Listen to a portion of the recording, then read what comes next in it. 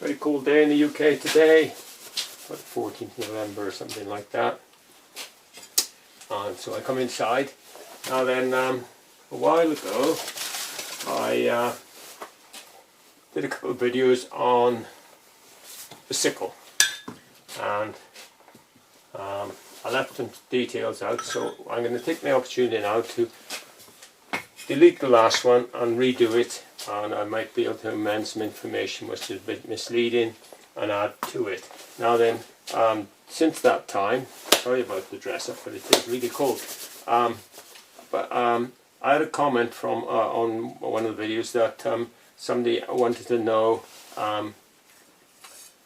how to buy a second-hand sickle, what to look out for. So right, we go through it as quick as I can. And here's a sickle. It's second-hand. It's about, I don't know, about 1930, 1940 was made, and that's it. I think it's a good sickle, and I'll tell you the reason why. First thing, we start at the bottom. It's got a flare on the handle like that. Now then, a lot of sickles, particularly the old ones, have got straight handles. They're just like almost like a stick of wood. It's got no shape about, no form. Now they're not flare on the handle. Serves a useful purpose. If you're brushing, which means cutting hedges or brushing with the sickle or doing anything with the sickle, then the natural movement is of the sickle to go away from it, because you're cutting there, and therefore the reaction of the sickle is to go that way. So it'll actually just draw out your hand, and that makes it more comfortable when that flare is sitting against the by the side of the palm of your hand there, and that is quite handy. Now then, the handle is shaped, which instead of, as I said, just a straight round one, got a ferrule on it. That's good. The shape of the handle is important. If you find a sickle that looks good and fits the bill, but it's got a worm-eaten handle, or it's that, then buy it anyway. But you can make a handle. I made a handle. This is a handle that I made, and it's got a flare in it. I'll show you how to make one someday. And this isn't for the sickle, it's for a billock. It's a little bit longer, but it's much the same thing. It's got a place for a ferrule, and the object is the same. So don't worry too much about that. But if you find a good sickle without a handle, then you can make a handle. Now then, when that goes up from there, the sickle, this has been forged. This is a forged sickle. It isn't stamped out of sheet steel. It's forged. You can tell it's forged by the look of it. It's got that look of it's been in a furnace, and it's been heated up to beyond red hot, almost to white hot, and it's been beaten either by hand on an anvil, or these drop hammer forging, which is drop hammers. They like a press with hammers that come down, and that's put in a mould, and it's banged, and then it's put across, and it's banged, and somebody else will look at it, and it's banged again, and it comes out eventually that shape. And that's the way they're made. So, come to there, and then what you're most interested in is in the blade itself. Now the blade is approximately 30 millimeter thick. Just over an inch and a quarter, 30 millimeter thick. That's about the right size. You can get varying blades, and if I was looking out for a sickle, going from there, the next thing I'd look at is that the blade is, generally speaking, parallel. Because if you buy a sickle that's done a lot of work, towards the end, because you sharpen mostly from there to there, that will go thinner, and you want a little bit of life left in it, and then you want to look at how it's been sharpened in the past, because you may, if it's been sharpened badly, you may have to grind a lot of sickle off to get that shape back. So you see that you've got enough life left in the sickle. You don't want to buy one that's coming towards the end of its life. Look out for that. If this is about 4 mil thick, that's the right weight for cutting grass and cutting hedges. If it's thicker and heavier, avoid it, because it'll be too heavy for your hand. You know, you want to be quite versatile with it. So that's something you want to avoid. But if you find that, and now the next thing is, somebody started up a chainsaw now close by, just because we're doing this. The next thing is that the shape. Now then, if you're cutting, say you're cutting, and this is your cutting edge, you cut to here and the grass goes on to there or whatever, and you're cutting, you will cut something like that. Now then, the grass is cut at an angle. It isn't cut like that, is it? Because the grass will just fall. It's cut at an angle, like that. And if it was sharp like that, you wouldn't cut any grass. So you've got to have an angle, and the angle is roughly what is like that. So without the grass comes along, it cuts the grass. And then it goes forward a bit, and it cuts some more grass. And it goes forward, cuts some more grass. So that's how it works. So therefore, you want an angle on it. And if I hold that up, I hope I'm in range of the camera. If that's vertical like that, and then that comes up, and it's slightly edged upwards. It isn't at right angles to that. So that isn't horizontal. When that's vertical, that isn't horizontal. It's slightly edged upwards, very slightly, and that gives it that angle. And so you want to look out for that. Some of them are edged up quite sharply, and therefore it introduces a blade, something like that, and that is too much an angle, and it will bend the grass rather than cut it, because you want the angle something like that. So that's it. So the things you want to look out for, the handle, as I said to you, the blade, the thickness of the blade, how much life is left in it. It's got quite a bit of life left in it, and also the angle of that. You don't want it too long.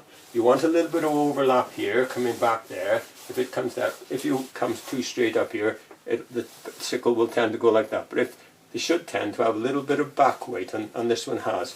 So it comes back there, and then it comes to a right nice curve that is set at the right angle on this section here.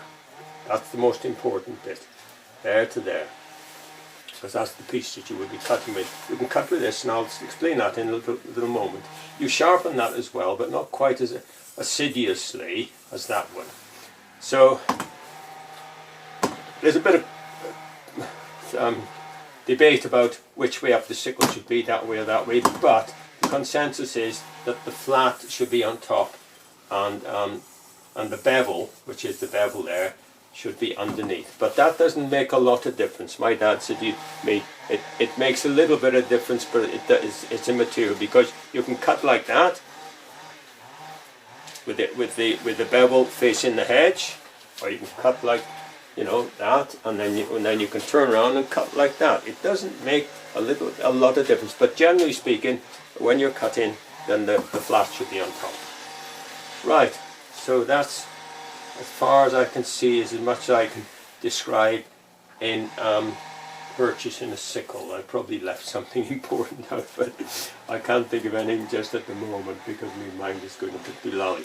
Now then, so a couple of points now is that I might as well go on to sharpening, because something has happened regarding sharpening that might be interesting to you.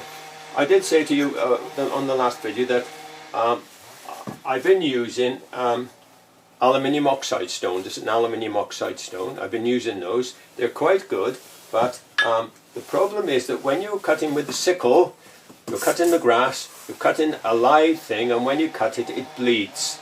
It bleeds sap.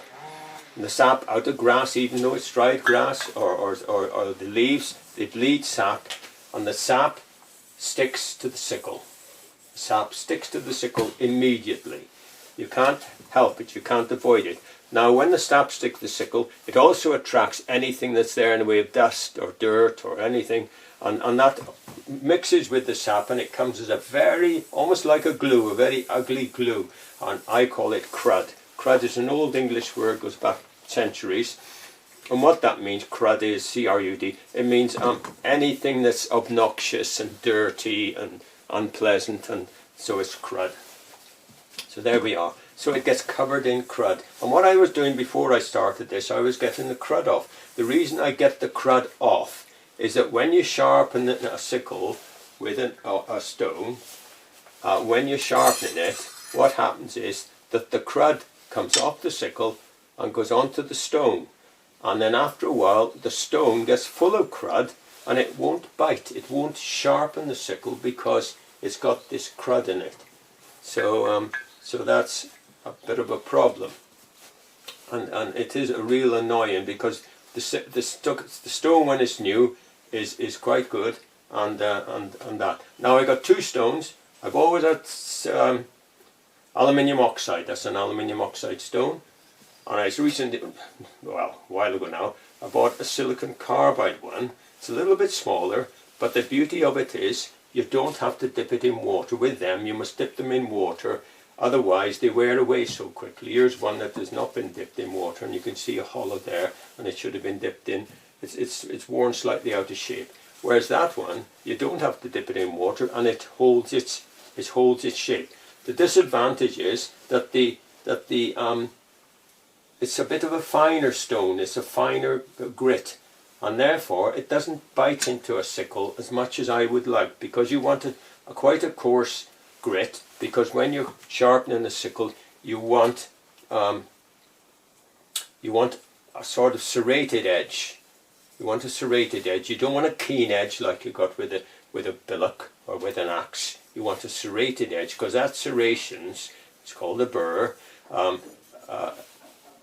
means that when it's cutting, the grass can't slip off. The serrated holds the grass, and then it continues, and it cuts the grass. Otherwise the grass would be tended to bend. That's a big advantage. So that's why you want a nice coarse finish, and you should be able to get a serrated edge on there, or a burr. Right, so what I was doing, I was cleaning off the crud. Now then, I found that the only way I can clean off a crud, I have tried various ways, is to get a canoe stone. That's a canoe stone, and you can either keep them wet like water, or you can use oil in them, and then it becomes an oil stone. And now what I've done with this stone, I've dipped it in diesel. Now then, diesel absorbs the thing, and that as a different method of preserving the stone and for the sharpness. Now the beauty of diesel is that when you've got crud and there was the dark smudge, you will see it on your sickle, and the only way I can get it off is to clean this with an oil stone. And I go round and I clean it around the forged finish surface, and then around the rebated surface here, or the beveled surface, and I get it. And when you do that, you can get that crud off, not very easily, but don't come back. Do it as if you're sharpening the stone, so you're going away from the edge all the while. But you will get the crud off reasonably levelly, especially if it's damp with diesel. This is wet with diesel. Now then, word about diesel. I got some diesel in here, in with an old paintbrush. There's the diesel.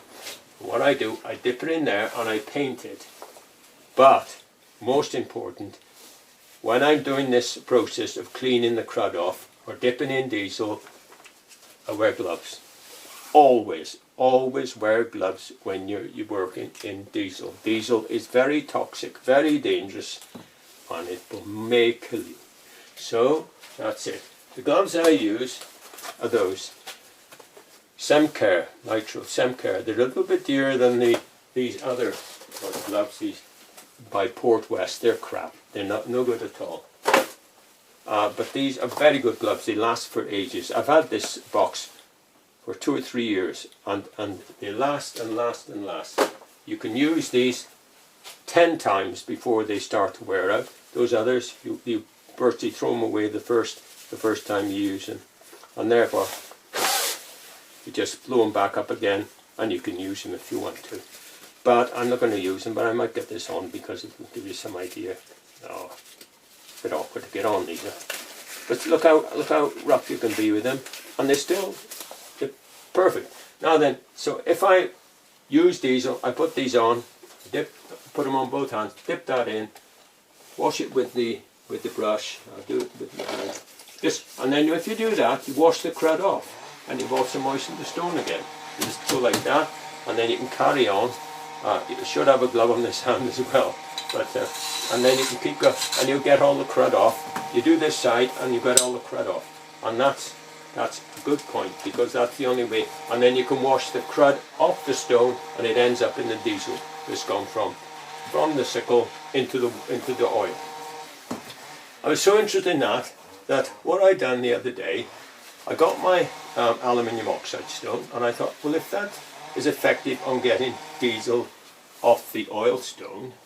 What happens if I put my cigar stone into the diesel and wash it? It'll get it off there.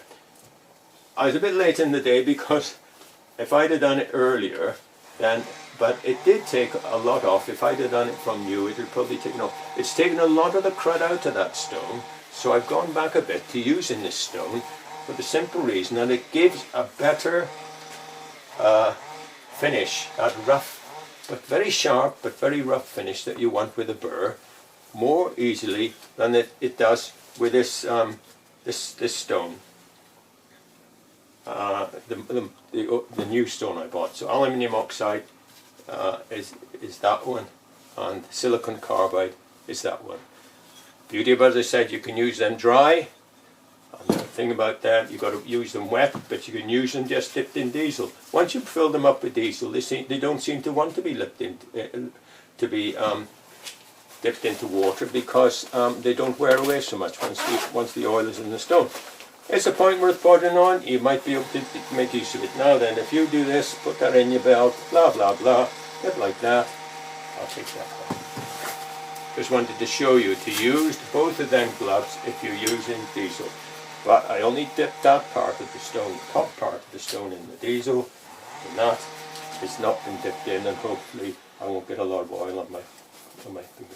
Now then, if you do that, showed you this before, so, but anyway, from there to there, you come down the stone. You don't go up. You leave the edge behind. In other words, you're leaving it behind, and you're coming down like that. So you're coming across, and you're coming down in one way. So you go, you get your try and get it flush with the flat edge. And if you go like that and you feel it's right, if it's like that it's wrong, if it's like that it's wrong, but when you get to feel it right, just a couple of times to feel it right, and then you go, if you keep the same angle that you got it feeling right there, then you will be sharpening the sickle. So you get it right, that feels right, so I'll go like that. 1, 2, 3, 4, 5, 6, 7, 8, 9, 10, 11, 12, 13, 14, 15, 16, 17, 18, 19, 20. Now then, you notice it was Now then, if you finish on that stroke there, you should be able to just feel very slight burr there if you're using it right. And if you look along that sickle, you should be able to see a slight burr, a very slight burr. And if you've got a glass like that, and you go down on it like that, and you look at the edge, then you should be able to see that the edge is not smooth like on a billock. It's a little bit serrated. And you say, because it's serrated, it must be blunt. No, them serrations are very sharp.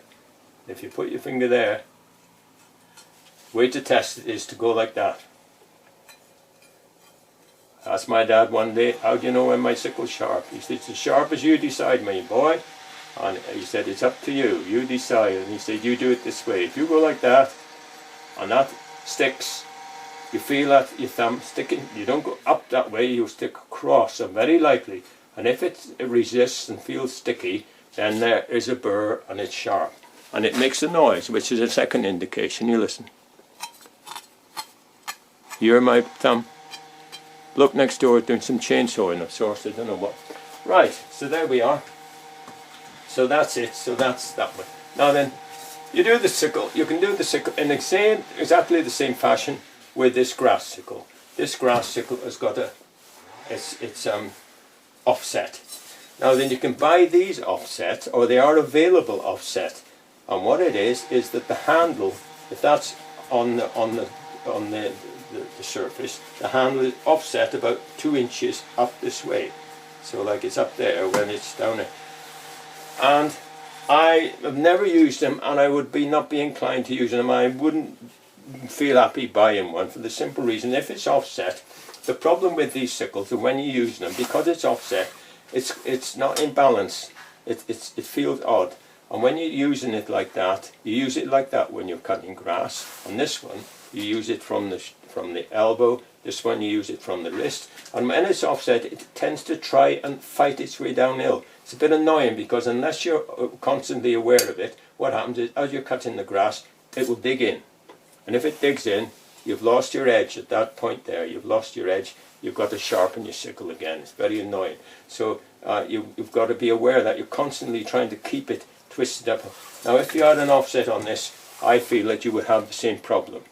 The advantage of the offset there is that you're not level with the hedge, but the sickle would be trying to kick off line, and I'd rather have the sickle going straight than trying to kick off line. So you can use the sickle like that, don't you? If you're brushing, say this with a hedge and you're brushing it, you would use the sickle like that. You can come along this way and you'd be coming up like that. You'd have a stick with you. This is another tool. These tools come together. That's your little stick, that's the tool. And what that does is if you're doing that, you can adjust the hedge, or you can pull stuff off that you've cut and it's on the way, or doing that, and just adjust the hedge. And then when you come up to there, you can do that, and then you can come along the top, and if there's some on the top of the hedge, you can flick it off like that, and you can carry on going. Instead of putting your hand, you've got no need to have your hand forward and by mistake carry on cutting, cut your hand, because this tool will take care of that. It's got another point. You sharpen your sickle all the way along. You notice that I sharpen from there to there. This I sharpen occasionally, but it's still very sharp because it isn't used much. But this I sharpen occasionally. A sickle is made for cutting this year's growth. It isn't designed to cut like a billock. Cut 2, 3, 4 year old growth when it's started to harden. It's when it cuts it when it's green. That's its job.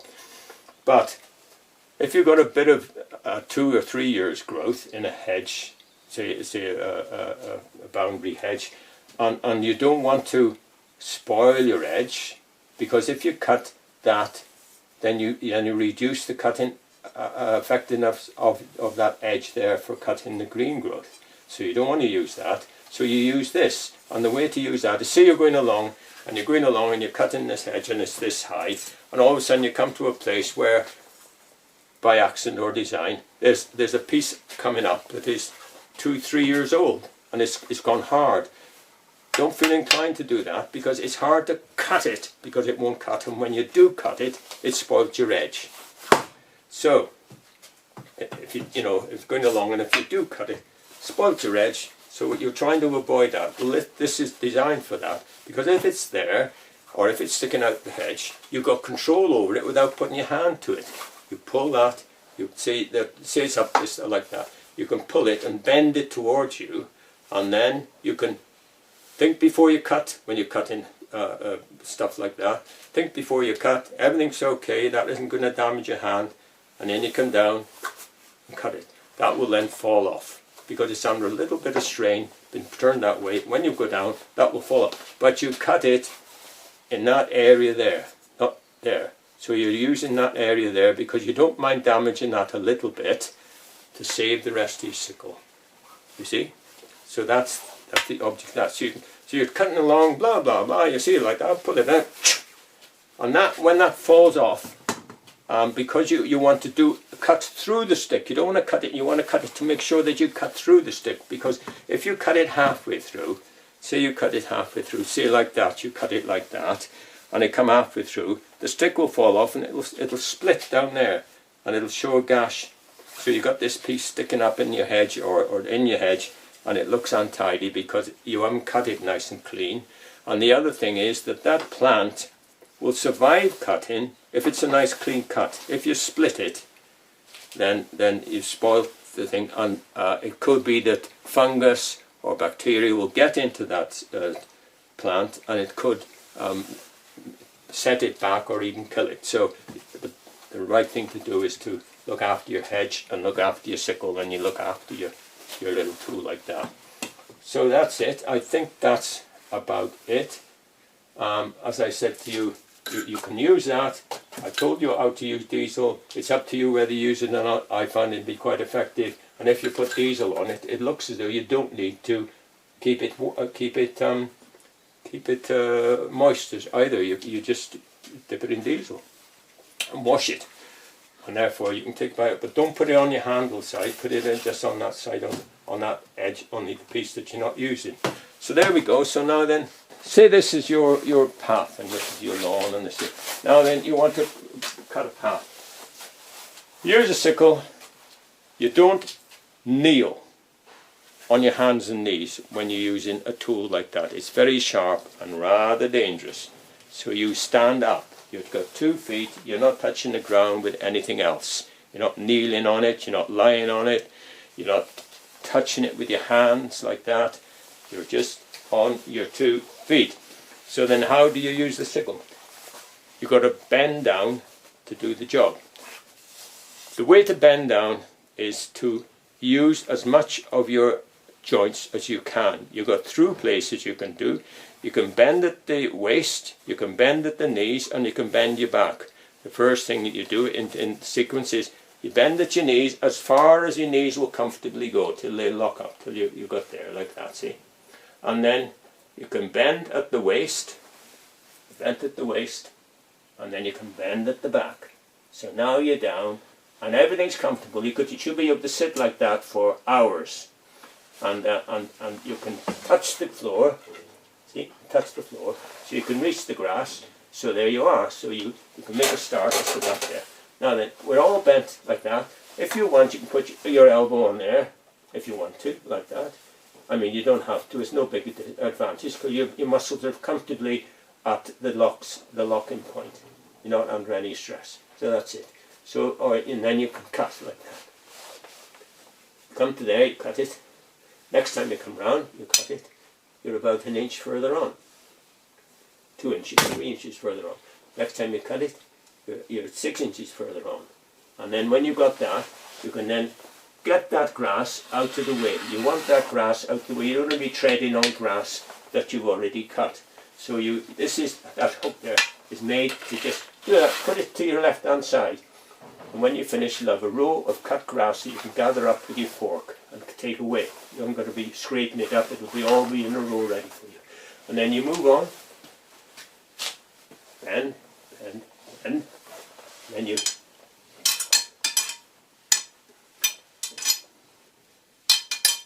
carry on like that. You may come to a point where the grass might be a bit awkward to cut, or it's leaning down. You use this and you can lift that up. Don't lift it up with your hand, lift it up, and then you cut like that.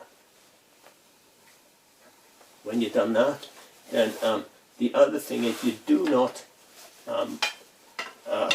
hold onto the grass like that. This is the tool for doing that, and that is the tool for cutting the grass. You do not move the grass with your sickle, that's for cutting only. You don't pull it like that, you will spoil the blade. And you don't cut wet grass either, because that takes the edge off the blade. So that's the way to do it. So if you've got a point where you've got grass, this what you can bend down, lift it up, cut it. You get that, put it behind you, and then you don't do that. So there's 2 things you don't do. You don't catch hold of the grass, this is what it's for, and you don't use the sickle for moving the grass about, it's for cutting only. Okay? So that's about as much as you need to know, I think. Might be something else I've forgotten about.